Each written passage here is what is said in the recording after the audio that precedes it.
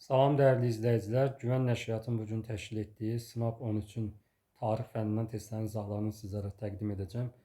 İzahlara başlamamışdan əvvəl qeyd edim ki, canlı, əyani, həmçinin onlayn dərslərimizə qoşulmaq istəyənlər aşağıda göstərilən bu nömrə ilə əlaqə saxlaya bilərlər. 055 733 55 97. Həmçinin sınaq qrupumuz da mövcuddur ki, burada qoşularaq həftədə 4 dəfə sınaq işləyib nəticələrinizi daha da yaxşılaşdıra bilərsiniz. Keçək 31-ci suala başlayaq.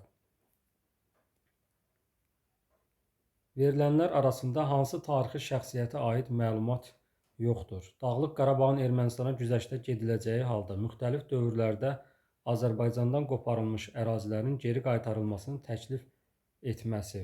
Bu Mirzəcəfər Bağırova aiddir. Mirzəcəfər Bağırov 20-ci əsrin 40-cı illərində o zaman Ermənistan Azərbaycanın Dağlıq Qarabağına iddia qaldırmışdı və buna cavab olaraq da digər Azərbaycan torpaqlarının geri qaytarılmasını tələb eləmişdi. Repressiya qurbanlarına bəraət verilməsi. Repressiya qurbanlarına bəraət verilməsi 1956-cı ildə baş vermişdi. Həmin ildə hakimiyyətdə olmuşdu İmam Mustafayev. Milli Azərbaycan qərargahının təşkil edilməsi 1962-dir. Həmin ildə hakimiyyətdə olmuşdu Vəli Axundov 59-69. Buna da aid verilibdir. Bakı Məişət Kondisionerlər Zavodunun fəaliyyət göstərməsi 1975-də başlayıbdır. Həmin vaxtda da Heydər Əliyev hakimiyyətdə olmuşdu. 1969-82-ci illərdə. Gördüyünüz kimi Nəriman Nərimanova aid məlumat yoxdur. Cavab B bəndi. Hülakülər dövlətinin yaranmasından əvvəl Tiflis Müsəlman Əmirliyinin ləğv olunmasından sonra baş vermişdir. Yəni Tiflis Müsəlman Əmirliyinin ləğv olunması 1122, Hülakülər dövlətinin yaranması isə 1258. Bu dövrlər arasında baş verən hadisəni soruşur bizdən. Sultan II. Mehmetin Trabzonu ələ keçirməsi 1461 aid deyil. Şirvanşahlar dövlətinin Səlcuqlardan asılı hala düşməsi 1066, bu da aid olmur. Əlincə qalasının Əmir Teymura təslim olması 1400 aid olmur. Xarəzmşah Cəlaləddinin Azərbaycana yürüş etməsi 1225, bəli, bu düşəcək həmin dövrə. Bərdə şəhərinin Slavyanlar tərəfindən talan olunması 944, bu da aid olmayacaq. Doğru cavab D bəndi olacaq. Uyğunluğu müəyyən edin. Xəritə sualı verilibdir. 1. Almaniyadır. 2. Rusiyadır. Tannenberg döyüşündə məğlubiyyətə uğradılmışdı. Tannenbergdə Rusiya məğlub edilmişdi. 1914-cü ildə Rusiya. Belçikanın birtərəfliyini qorumaqla bağlı müqavilə öhdəliyi var idi. Burada 3 də var. İngiltərədir. İngiltərə, onu qeyd edək. Deməli, 3-ə də B olacaq. Qələmin rəngini dəyişək daha. 3-ə B olacaq. Marna çayı sahilində hücumunun qarşısı alınmışdı. Bu Almaniyaya aid olacaq 1914-cü ildə. Brest-Litovskidə separat sülh bağlayaraq müharibədən çıxmışdı. Söhbət Rusiyadan gedir 1918-ci il martın 3-də. Somma döyüşündə ilk dəfə tanklardan istifadə etmişdi. Bu da İngiltərəyə aid olacaq 1916-cı ildə. 1-ə AD, daha doğrusu 1-ə C, 2-ə AD, 1-ə C, 2-ə AD, 3-ə B, Y. Bu Y-dir. Deməli, doğru cavab A bəndi olacaq. 17-ci əsr Azərbaycan mədəniyyəti üçün səciyyəvidir. Şah 1-ci İsmailin Marağa rəsədxanasının bərpa etdirilməsi.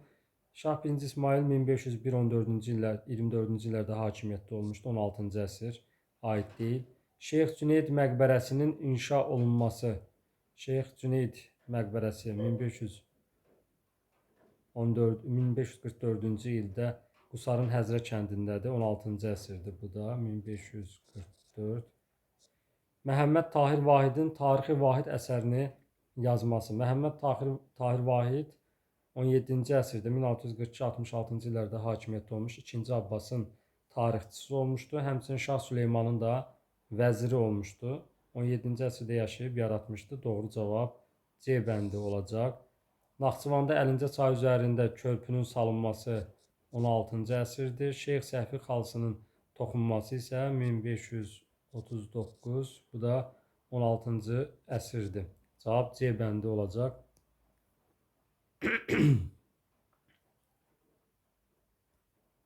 Dehli Sultanı, Əlaəddin Xələc və Nadir Şah Əfşar. Hər ikisinin aid oxşarı tapmalıyıq. Hərbi donanma yaratmağa nail olmuşdular. Nadir Şah Xələc yaratmamışdı. Nadir Şah Əfşar da belə bir şey cəhd göstərir, ancaq baş tutmamışdı. Feodalların maaşlarının pul şəklində verilməsini əmr etmişdilər. Feodalların maaşlarının pul şəklində verilməsi, dövlətə xidmət edən hərbçilərin, yəni xüsusən feodalların pul şəklində maaş verilməsi əmr edilmişdir. Hər ikisində də doğru cavab kimi götürəcəyik B bəndi. Bütün Hindistan torpaqlarını tabe etmişdilər. Xeyr, Nadir Şah Moğolları məğlub etmişdi. Moğollar da bütün Hindistanı həmin vaxtı idarə etmirdilər. Həmçinin Əlaəddin Xələc də Hindistanın cənubunu ələ keçirmişdi, bütün Hindistanın yox. Osmanlılara qarşı döyüşlərdə vuruşmuşdular. Nadir Şaha aiddir, amma Əlaəddin Xələcə aid deyil. Rəiyyəti hərbi qulluğa çağırmışdılar. Bu da Nadir Şaha aiddir, amma Əlaəddin Xələcə aid deyil. Doğru cavab B bəndi olacaq. Səbəb-nəticə əlaqələrinin doğru verildiyi bəndi müəyyən etmək lazımdır. Azərbaycanda fəhlələrin ilk mütəşəkkil tətil keçirmələri 1895-dədir. Neft sənayesində iltisam sisteminin ləğv olunması 1872-dir. Uyğun gəlmir. Trabzon konfransında sülh danışıqlarının uğursuzluqla nəticələnməsi. Trabzon konfransı 1918-ci ilin mart-aprel aylarında olmuşdu. Seyim Osmanlı müharibəsinin başlanması, bu doğru cavab olacaq. Uğursuzluqla nəticələnmişdi Trabzon konfransı. Müharibədə Seyim üçün uğursuzluqla nəticələnmişdi. Həbib bəy Səlimovun rəhbərliyi ilə Lənkəran əməliyyatının həyata keçirilməsi, Muğan Sovet Respublikasının ləğv olunması 1919-cu ilin avqustunda olmuşdu. Bu da doğru cavabdır. Qacarlar dövlətində ilk anti-imperialist çıxışın baş verməsi, bu baş veribdir 1891-ci ildə Təmbəki üsyanıdır. Müzəffərəddin Şahın konstitusiya qəbul etməyə məcbur qalması, bu 1906-cı ildə Müzəffərəddin Şah fərman imzalamışdı. Bu uyğun gəlmir, aidiyyatı yoxdur. Qafqaz canişinliyinin yaradılması 1844-də yaradılmışdı. Azərbaycanda mülkədarların Tiyul torpaqlarından məhrum edilməsi 1841-ci ildə onlar torpaqlarından məhrum edilməyə başlamışdılar. Bu da aid olmur. Cavab 2-3 C bəndi olacaq.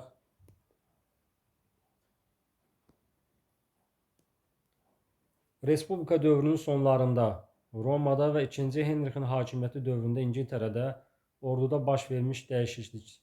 Ordu və donanmaya başçılıq edən strategilər Yunanistana aid olmuşdu. Hərbiçilərə qulluq müqabilində pul şəklində maaş verilməsi. Bu heç birinə aid deyil. Tayfa prinsipinə əsaslanan nizami ordunun təşkil edilməsi. Tayfa prinsipinə əsaslanan nizami ordu da yəni heç birinə aid deyil, olmamışdı. Ordunun muzlulardan təşkil edilməyə başlanması, bəli, bu da doğru cavab olacaqdır.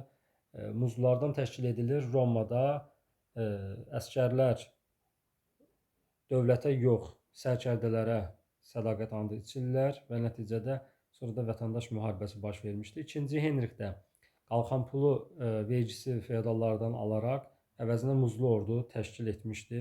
Doğru cavab D bəndi olacaq. Cəngavər süvari qoşunların əhəmiyyətini itirməsi Romada heç ümumiyyətlə cəngavər qoşunu olmayıbdı. Tarixi şəxsiyyətlər üçün ortaq cəhəti müəyyən edək. Cahanşah Sultan Yaqub 1-ci İsmayıl. Osmanlılarla vuruşmada məğlubiyyətə uğradılması. Cahanşah və Sultan Yaqub heç Osmanlılarla döyüşməmişdi. İsmayıl isə məğlub olmuşdu. Teymuri qoşunları üzərində qələbə qazanmaları. İsmayıl Teymurilərlə müttəfiq olmuşdu. Sultan Yaqub Teymurilərlə savaşmayıb. Cahanşah bəli qalib gəlmişdi. Təkcə ona aiddir. Xorasan uğrunda Şeybanilərlə mübarizə aparılması. Cahanşah Xorasanı tutmuşdu, amma o zaman Şeybanilər deyildi. Elə Teymurilərin paytaxtı idi. Herat oranı ələ keçirmişdi. Sultan Yaqubun dövründə, ümumiyyətlə Cahanşahla Sultan Yaqubun dövründə heç Şeybanilər dövləti yox idi. İsmayıl bir dənə mübarizə aparmışdı. Qızıl Ordu xanlarının hücumlarının qarşısının alınması. Bu da heç birinə aid deyil, baş verməyibdi. Osmanlı sultanı ilə dostluq münasibətlərinin saxlanılması doğru cavab olacaq. Cahanşah 2-ci Mehmet ilə, Sultan Yaqub və 1-ci İsmayıl isə 2-ci Bəyazid ilə dostluq əlaqələri saxlanmışdı. 39-a baxacağıq. 19-cu yüzillikdə dövlətlərarası münasibətlərdə Şərq məsələsi önəmli yer tuturdu. Bu məsələnin mahiyyəti Osmanlı dövlətinin ərazilərini işğal etmək və bölüşdürmək idi. Çar Rusiyasının İstanbulu və boğazları işğal etmək istəyi Qərbi Avropa dövlətlərinin maraqlarına uyğun deyildi. Ona görə də 1853-cü ildə Rusiyanın Osmanlı dövlətinə qarşı başladığı Krım müharibəsində Osmanlı dövlətini müdafiə etdilər. Rusiya Krım müharibəsinə başlamaqla Viyana Konqresində üzərinə götürdüyü hansı öhdəliyi pozmuşdu? Viyana Konqresinin əsas öhdəliyi güc tarazlığı idi. Güc tarazlığı. Bu güc tarazlığının pozulması həmin bu müharibənin başlanması ilə baş verə bilərdi. Ancaq ona görə də İngiltərə, Fransa və Sardiniya Krım müharibəsinə müdaxilə edir və Rusiyanı məğlub edirlər. Ona görə doğru cavab D bəndi olacaq. Digər variantların heç biri əlaqəsi yoxdur. Ona görə baxmağa ehtiyac yoxdur. 11-ci əsrin 30-cu illərin əvvəllərində Şirvanşahlar və 11-ci əsrin 60-cı illərinin əvvəllərində Şəddadlərin tarixi üçün ortaq xüsusiyyət. Deməli, Şirvanşahlarda 1030, 1032, 1033-cü ildə Slavyanlar, həmçinin 1032-də Slavyanlarla bərabər Alanlar, Sərcilər də yürüş etmişdi. 11-ci əsrin 60-cı illərin əvvəllərində Şəddadilərdə də 1062-ci ildə, deməli birində 1062-də burada Alanlar yürüş edibdi. Burada isə 1032-də Şirvanşahlarda da Alanlar yürüş etmişdilər. Alanların yürüşlərinə qarşı mübarizə aparılması doğru cavab olacaq. Slavyanların talanlarına məruz qalmaları Şirvanşahlarda qeyd edə bilərik, uyğun gəlir. Amma Şəddadilərdə həmin vaxtı Slavyanların yürüşü olmamışdı. Azərbaycan torpaqlarının vahid halda birləşdirilməsi Şəddadilər ümumiyyətlə birləşdirməyibdir. Şirvanşahlar isə Şirvanşah İbrahimin vaxtında 1406-cı ildə birləşdirmişdi. 2 aylıq müddətində baş vermişdi. Dəbil uğrunda döyüşlərdə gürcüləri məğlub etmələri Şəddadilər 1037-də Dəbil uğrunda özü gürcülər yox, Bizans erməniləri məğlub etmişdilər. Şirvanşahlarda olmayıb. Səlcuq dövlətindən vassal asılılığının qəbul olunması. Şirvanşahlar 1066, Şəddadilər 1054-dür. Uyğun gəlmir. A bəndi olacaq. Cavab 41-də xəritədə xüsusi işarələnmiş rayona aid səciyyəvi cəhətləri müəyyən edin. Söhbət burada Laçın ərazisindən gedir. Laçın. İşğaldan azad olunması ordumuzun Şuşa üzərinə sürətli hücumuna əlverişli şərait yaratmışdı. 2020-ci il noyabrın 8-də Zəfər günü Şuşa azad edilir. Laçının işğaldan azad edilməsi isə müharibə bitdikdən sonra dekabrın 1-də baş vermişdi. O da öz xoşları ilə tərk edib getmişdilər. Güləbir Tüs elektrik stansiyasının açılış mərasimi keçirilmişdi. Bəli, Laçında olmuşdu. İşğaldan azad edilən ərazilərdə ilk infrastruktur layihəsi idi, həyata keçirilirdi. Qarabağın hava qapısı adlandırılan beynəlxalq hava limanı istifadəyə verilmişdi. Bu Füzuliyə aiddir. Füzuliyə aiddir. Götürmürük. Ermənilər tərəfindən boşaldılaraq Azərbaycana geri qaytarılmışdı. Bayaq qeyd etdim. Müharibə bitdikdən sonra 2-4 deməli doğru cavab Y bəndi olacaq.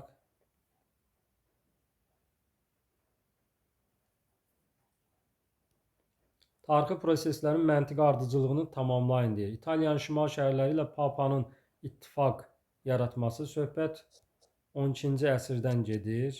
12-ci əsr. Niyə ittifaq yaratmışdı? Müqəddəs Roma imperiyasına qarşı mübarizə aparmaqdan ötürü. Müqəddəs Roma imperiyası işğal etmək istəyirdi İtaliyanın şimalını. Ona görə 2-yə A-nı götürəcəyik. Almaniya müstəqil knyazlıqlara parçalanması. Bu müharibədə Müqəddəs Roma imperiyası məğlub olur. Almaniya müstəqil knyazlıqlara parçalanır. Həmçinin digər nəticə isə Müqəddəs Roma imperatorunun Almaniya və İtaliya üzərində nüfuzunun itirilməsi. C-ni də 4-ə götürəcəyik.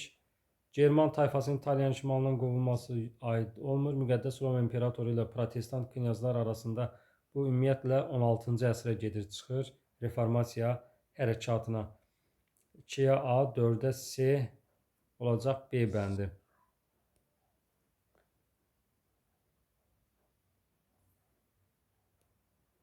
19-cu əsrin 60-70-ci illərində Çar hökumətinin Azərbaycanda həyata keçirdiyi burjuwa islahatlarına əsasən uyğunluğu müəyyən edin. Kəndli islahatı. Söhbət 1870-ci ildən gedir. Biyarın hər desiyyətin pay torpağına görə pulla əvəz olunması doğrudur. Biyar pulla əvəz edilmişdi, ləğv edilmişdi. Biyar sahibkar kəndlilərin müvəqqəti mükəlləfiyyətli vəziyyətə düşmələri. Bəli, müvəqqəti mükəlləfiyyətli vəziyyətə düşür sahibkar kəndliləri. 1912-13-cü ilə qədər də belə bu vəziyyət qalmışdı. Mülkədarlara öz kəndləri üzərində polis və inzibati məhkəmə hüquqları verilməsi səhvdir. Əksinə 1800 bu verilməsi 1846-47-dədir. Davam etmişdi 1865-ci ildə ləğv edilir. 65-də kənd cəmiyyətləri haqqında qanunla ləğv edilmişdi. Məhkəmə islahatı dövrdə 1866-nı qeyd edə bilərik. Andlı İclaslar Məhkəməsinin yaradılması Azərbaycanda ümumiyyətlə yaradılmayıbdır. Mülki işlərə hərbi məhkəmələrdə baxılması qaydasının ləğv edilməsi bu 1840-cı ilə aiddir. Müxtəlif təbəqələrdən olanlar üçün ümumi məhkəmələrin yaradılması, bəli, bu doğrudur.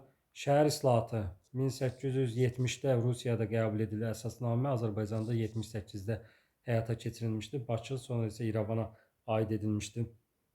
Şəhər təsərrüfatının polis idarələrinin əlində cəmləşməsi islahatdan əvvəl belə idi. İslahatdan sonra isə dəyişdirilir, şəhər dumasına verilir. Seçkilər əsasında şəhər dumasının yaradılması doğrudur. Şəhər idarəsinin başçısının yalnız ruslardan seçilməsi, bu da doğrudur. 1-ə AB, 2-yə C, 3-ə B, C. Doğru cavab D bəndi olacaq. Ağqoyunlu Osmanlı müharibələri nəticəsində Trabzon torpaqları yenidən Ağqoyunluların nəzarətinə keçdi. Heç vaxt keçmir bir daha. Hər iki dövlət arasında Əbhər sazişi Ağqoyunluların öz daxilində 1500-cü ildə baş vermişdi, 2 yerə bölünmüşdü. Sultan II. Mehmetin Azərbaycanı ələ keçirmək planı iflasa uğradı. Bəli, müharibələrin ümumi nəticəsində Osmanlı qalib gəlsə də, ancaq kifayət qədər qüvvə itirdiyinə görə Ağqoyunluların daxilinə doğru irəliləyib Azərbaycanı tutmaq planı baş tutmamışdı. Uzun Həsən Osmanlılarla vuruşmada həlak oldu. Belə bir şey olmayıb. Ağqoyunlu tacirlərin Hind okeanına çıxış yolu bağlandı. Trabzonun itirilməsi Hind yox, Qara dənizə çıxışı bağlanmışdı. Doğru cavab C bəndi. 45-ə baxacağıq. Qavmi Atanın başçılıq etdiyi hərəkatın məqsədi. Qavmi Atanın hərəkatı qeyd edək ki, eradan əvvəl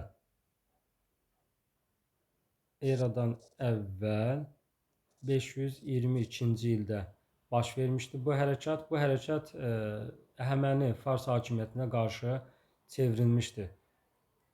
İkinci Kir 530-da ölmüşdü. İkinci Kirə aidiyyatı yoxdur, adını çıxırıq. Midiyanı Assuriya əsarətindən xilas etmək, xeyr, Assuriya deyildi, Əhəmənilərin dövrü idi artıq Midiya ərazisində. Makedoniyalıların özbaşınalığına qarşı, Makedoniyalılar hələ gəlib çıxmayıblar. Fars sülaləsinin zülmünə son qoymaq, bəli, Əhəmənilər Fars sülaləsi idi və bu Farslar da ayrı seçkili edirdilər, Fars sülaləsinin zülmünə son qoymağa çalışırlar. Midiyada İskitlərin hökmranlığını ləğv etmək, bunun da aidiyyatı yoxdur. Doğru cavab D bəndi olacaq. Venn diaqramı, Paris Konfransı, Atlantik Xartiyası. Paris Konfransı 1919-cu ildə çağırılmışdı, keçirilmişdi. Burada məqsəd Birinci Dünya müharibəsindən sonra dövlətlərarası münasibətləri tənzimləmək idi. Atlantik Xartiyası isə 1941-ci ilin avqustunda İngiltərə və ABŞ arasında dənizdə imzalanmış bir xartiya idi.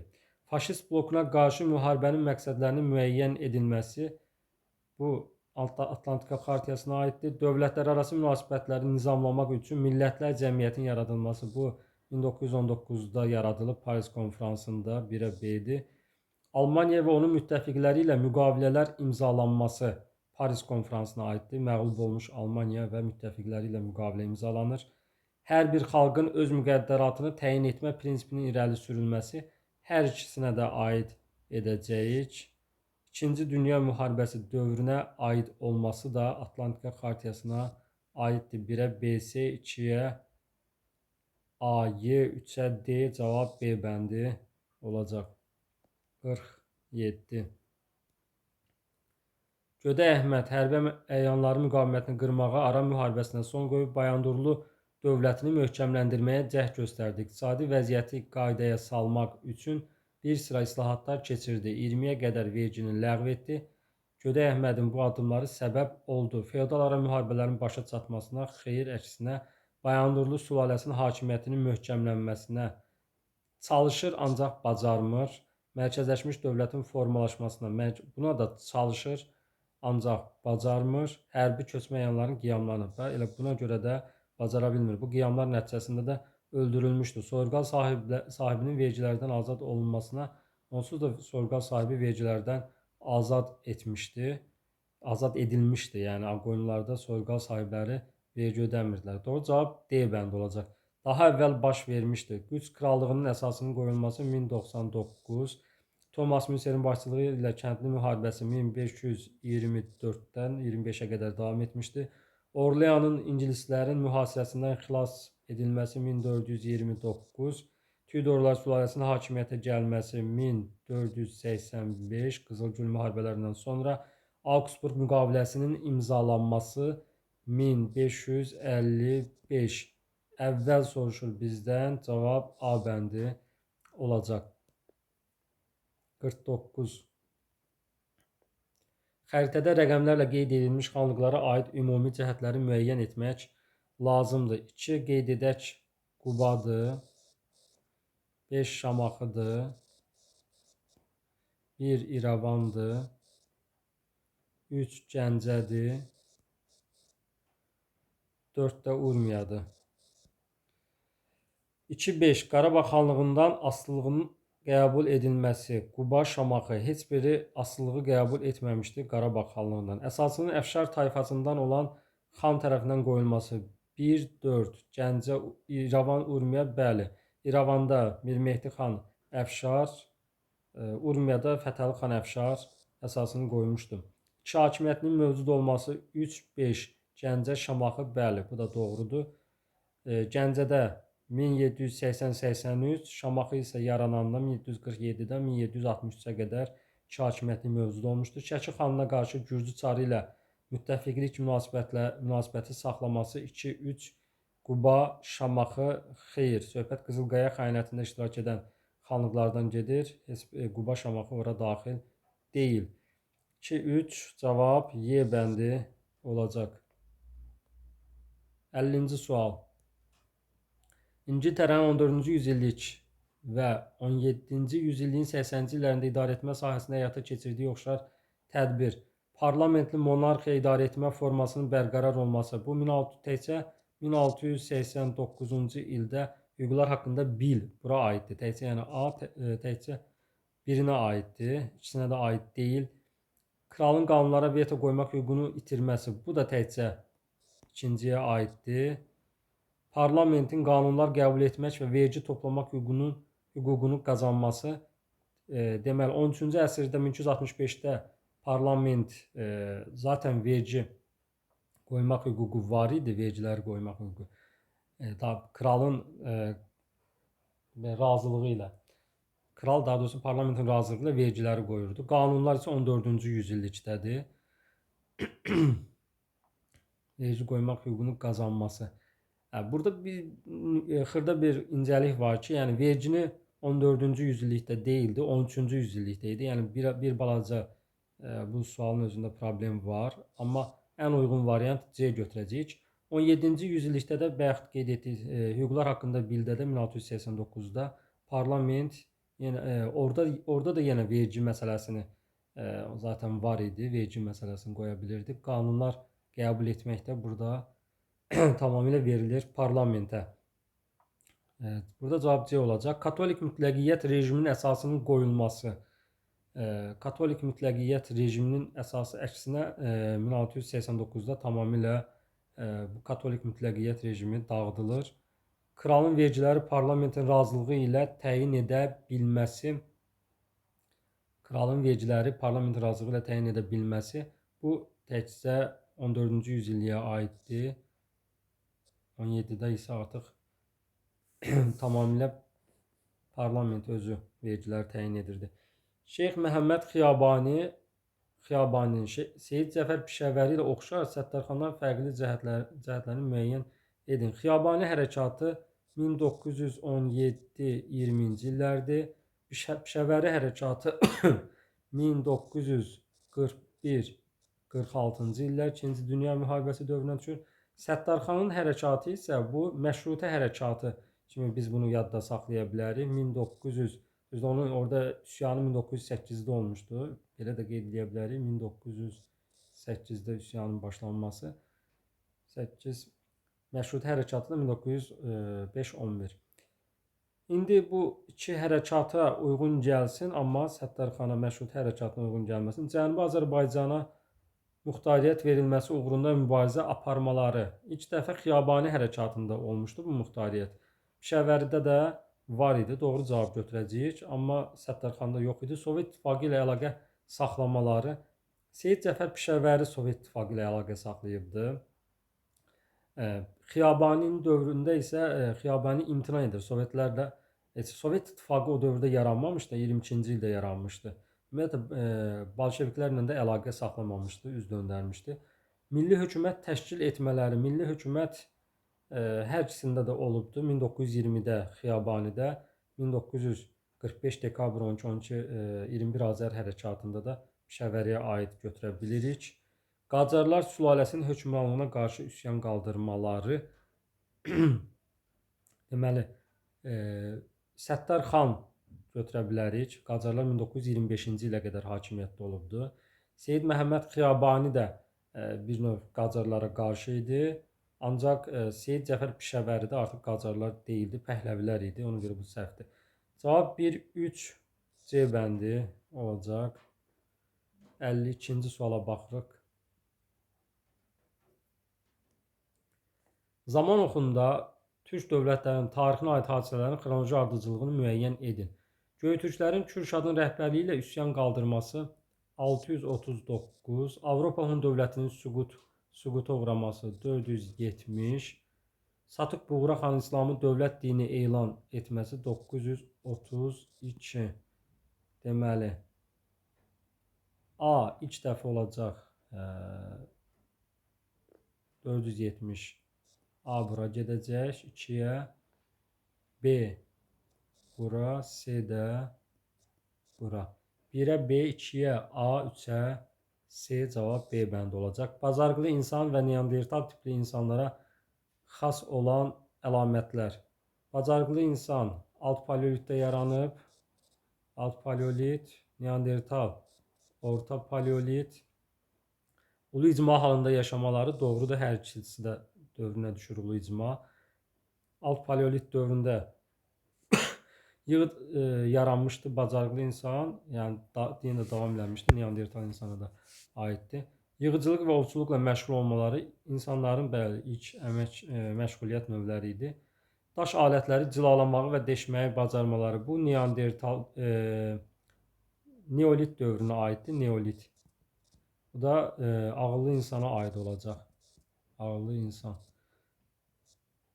Rabitəli nitqə sahib olmaları bu da üst paleolitdə artıq bu da Homo sapiens ağıllı insana aiddir. Doğru cavab 1-2. Xronoloji ardıcılığı müəyyən edək. Azərbaycan Respublikasının konstitusiyasının qəbul edilməsi 1995. Bakı Tbilisi Ceyhan ixrac boru kəmərinin istismara verilməsi 2006. Sədərək Dilucu Ümid körpüsünün açılması 1992. Naxçıvanda Türkiyə ilə sərhəddə açılmışdı. Azərbaycanın qoşulmama hərəkatının tam hüquqlu üzvü olması 2011. 3, 1, 2, 4. Cavab belə olacaq. Osmanlı dövlətində Sultan II. Bəyazidin hakimiyyəti illərindən fərqli olaraq II. Bəyazid qeyd eləyək hakimiyyət illəri 1481-dən 1512-ci ilə qədər Sultan Bəyazid hakimiyyətdə olub. Sultan Səlim 1512-dən 1520-yə qədər, Süleyman isə 1-ci Süleyman 1520-dən 1566-ya qədər. Ardıcıllıqla ata-oğul hakimiyyətdə olublar. Durğunluq dövrünün başlanmışdı. Bu 1579-da başlayıbdı, aid olunur. Misir Məmlük sultanlığına son qoyulması 1517-də, bəli, Sultan 1-ci Səlim son qoymuşdu. Səfəvilər üzərində qələbə qazanılmışdı. İkinci Bəyazidin hakimiyyət illərindən fərqli olaraqdır. İkinci Bəyazid Səfəvlərlə dostluq eləmişdi, doğrudur. Sultan Səlim isə qələbə qazanmışdı 1514-cü ildə Çaldıran döyüşündə. Viyananın mühasirəyə alınması 1529-da ilk dəfə Viyananı Süleyman mühasirəyə almışdı, doğrudur, ondan əvvəl olmamışdı. Prut çayı sahilində Rus qoşunlarının mühasirəyə alınması 1711-ci il 3-cü Əhmədin dövrünə düşür. Müqəddəs birliyə qarşı mübarizə aparmışdı. 1684-də yaranıb müqəddəs birlik, 99-a qədər müharibə aparmışdılar. Onun hakimiyyəti dövrünə düşmür. 2, 3, 4 cavab olacaq. Belə. Qara Yusifdən fərqli olaraq Şah Təhmasib Ərəb İraqını öz dövlətinin tərkibinə birləşdirmişdi. Yusif birləşdirmişdi. Şah Təhmasib isə itirmişdi. Şirvanşahlar dövlətini asılı hala salmışdı. Qara Yusif asılı hala salmışdı. Təhmasib asılı yox, son qoymuşdu. 1538-də Osmanlılara qarşı müharibə aparmışdı. Qara Yusif dostluq əlaqələr qurmuşdu. Təhmasib isə bəli, aparmışdı. 4 dəfə Süleymanın hücumuna məruz qalmışdı. Bir dəfə də özü yürüş etmişdi 1552-də. Bağdad daxil olmaqla Ərəb İraqını itirmişdi 1534-də. Bu da Təhmasibə aid olacaq. Qara Yusifə yox. Cavab 3, 4.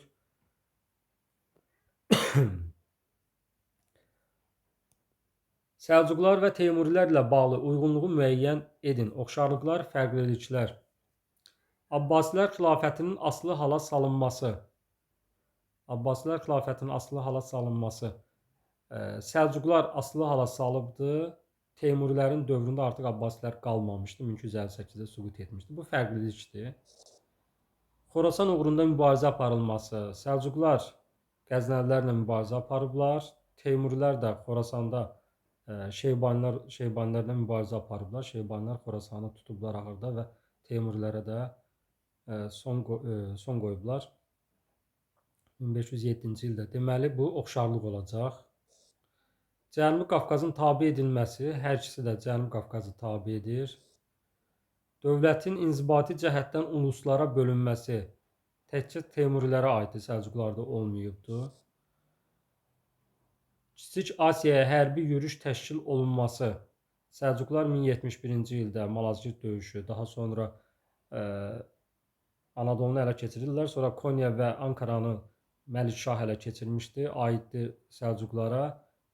Həmçinin Teymur da 1402-ci il Ankara döyüşündə Kiçik Asiyaya yürüş təşkil edilmişdi. Bu da oxşarlıq olacaq. 1-ə BSY, 2-yə AD uyğun gəlir. Mətn sualı verilib. 1803-cü il noyabrında Syanov Şəmkirə çatıb, oradan Cavad xana məktub göndərdi. Videonu saxlayıb özünüz oxuya bilərsiniz. Deməli, mətndə əsas söhbət gedir Syanovun Gəncə xanlığı üzərində yürüşündən, Gəncə xanın Cavad xanla olan məktublaşmasından gedir. Keçək suallara baxaq.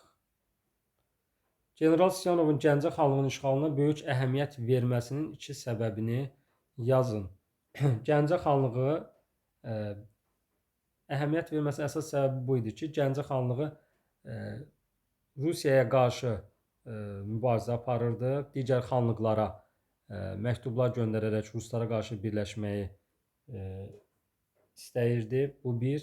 İkinci qeyd eləyə bilərik ki, biri dedik. İkinci qeyd eləyə bilərik ki, 1801-ci ildə 1-ci Aleksandrın manifestinə əsasən Qazax Şəmşəddin Borçalı Pəmbəkloru birləşdirilərkən Rusiyaya Şəmşəddinin birləşdirilməsinə qarşı çıxmışdı. Ən əsas əhəmiyyəti isə Gəncənin strateji əhəmiyyəti idi. Gəncə xanlığı işğal edilərdisə, Azərbaycan digər xanlıqlarının işğalına yol açılmış olardı, işğalı asanlaşmış olardı. Bu da ən əsas strateji əhəmiyyət idi. Bu üçündən ikisini yazmaq məsləhət olunur. Mənbədə bəhs olunan dövrdə hansı amillər Rusiyanın Cənubi Qafqazda iri miqyaslı hərbi əməliyyatlar aparmasına imkan yaratmışdır? Burada qeyd eləyə bilərik, ən əsas amillər Cənubi Qafqazda xanlıqların olması, yəni bir dağınıq olması, vahid dövlətin olmaması. İkincisi, Osmanlı məsələsini qeyd edə bilərik ki, Osmanlı dövləti artıq geriləmə dövrünə mərhələsinə qədəm qoymuşdu. Yassı sülhü xüsusən, Yassı sülhü ilə Osmanlı bütün Rusiyadan məğlub olandan sonra o imkanlarını itirmişdi. Balkanlarda və Cənubi Qafqazda hegemonluq etmək, iddia irəli sürmək imkanlarını itirmişdi. Üçüncü isə qeyd eləyə bilərik ki, Qacarlar dövləti də zəifləmişdi. Bu Qacarlarda da daxili çəkişmələr, hakimiyyət uğrunda mübarizələr Qacarları zəiflətmişdi. Həmçinin İngiltərə və Fransanın Qacarlar vasitəsilə əlaqə qurub Rusiyaya qarşı onlara, Qacarlara dəstək olmaq istəməsi Rusiyanı artıq tələsdirmişdi ki, tez bir zamanda Cənubi Qafqazı işğal etsin. Bunlardan ikisini yazmaq kifayətdir. Mənbədə verilmiş hansı xüsusiyyət Cavad xanı Qarabağ xanı İbrahim Xəlil xandan fərqləndirir? Burada Cavad xanın İbrahim Xəlil xanı bilmək lazımdır ki, Cavad xan döyüşərək şəhid olur, Rusiyaya qarşı mübarizə aparır. Qarabağ xanı İbrahim Xəlil xan isə Kürəkçay müqaviləsində Rusiyaya tabe olur, mübarizə yolunu seçmir. Ancaq onunla belə İbrahim Xəlil xanı da qətlə yetirmişlər. Düzgün cavab Cavad xanı mübarizəsi, Rusiyaya qarşı mübarizə aparması. Bir dənə bunu qeyd etmək bəs eləyir. Bu qədər dəyərli izləyicilər, qeyd edim ki, yenə də sınaq qruplarımıza qoşularaq, xüsusən 11-lər üçün lazımdır bu sınaq qrupları. Həftədə 4 dəfə mövzu sınaqları işləyib, sizə əvvəlcə mövzuları göndərirəm. Bu mövzulara uyğun təkrar eləyirsiniz. Bu həm də sürətli təkrar qrupudur. Təkrar eləyirsiniz və həmin mövzulara uyğun da sınaqları göndərirəm. Ardınca da o sınaqların video izahlarını və bu testli sınağı izah elədiyim şəkildə həmin o sınaqların da izahını göndərirəm. Baxıb, başa düşmədiyiniz sualları təzədən məndən soruşa bilərsiniz WhatsApp vasitəsilə və bilmədiklərinizi yenidən öyrənə bilərsiniz. Nəticənizi yaxşılaşdırmaq üçün sınaq qruplarımıza qoşulmağınızı tövsiyə edirəm. Sağ olun. Növbəti sınaqlarda görüşərik. Qəbul imtahanında da hər kəsə uğurlar arzulayıram.